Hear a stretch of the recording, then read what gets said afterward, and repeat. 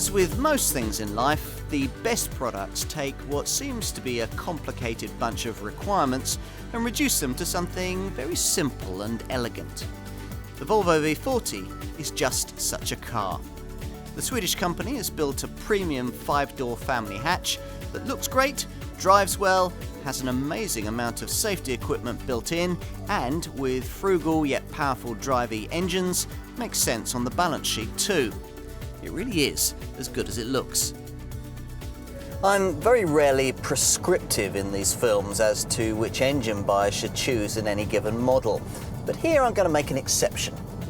If your budget can stretch to the variant I'm driving here, the 190 brake horsepower diesel D4, then I can't really see any reason why you wouldn't buy it. Volvo will certainly want you to, for this new generation Drive-E engine is their own design, in contrast to the other old-tech Ford-derived diesel units this car was launched with. Compared to these, the Drive-E technology puts this D4 in a different class altogether, which explains why it can sprint to 62 miles an hour in just 7.4 seconds en route to 143 miles an hour, yet at launch could still return combined cycle fuel and CO2 returns pretty close to those managed by the feeblest V40 diesel in the lineup, the 115 brake horsepower D2. This 2-litre D4 unit shows us where Volvo is going with its diesel engines, and in different states of tune will form the basis for the brand's entire diesel lineup, dispensing once and for all with the old Ford-derived power plants.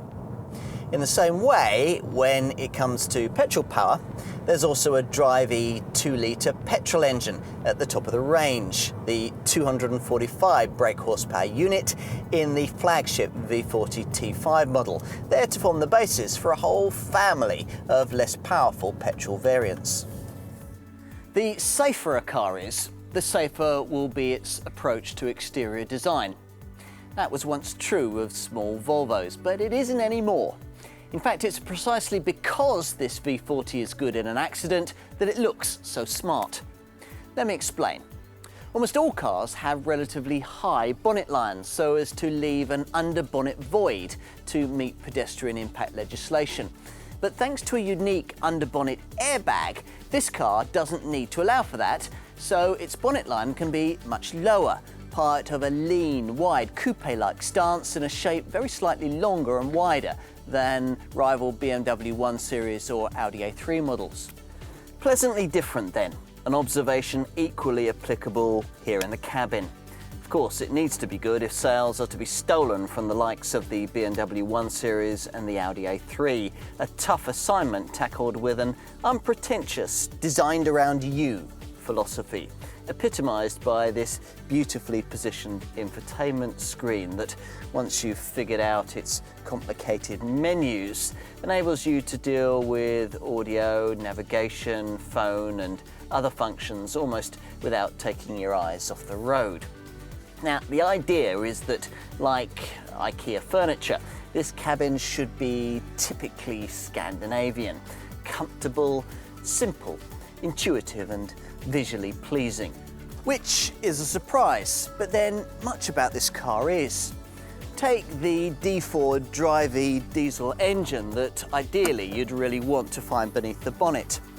Just how often have you come across a sensibly sized car able to sprint to 62 miles an hour in under 7.5 seconds that can also manage nearly 75 miles to the gallon while putting out under 100 grams per kilometre of CO2? I'm not sure I ever have. As a result, this efficient yet characterful, stylish yet sensible car ought to appeal far beyond Volvo's core customer base. It ought to, but it may not.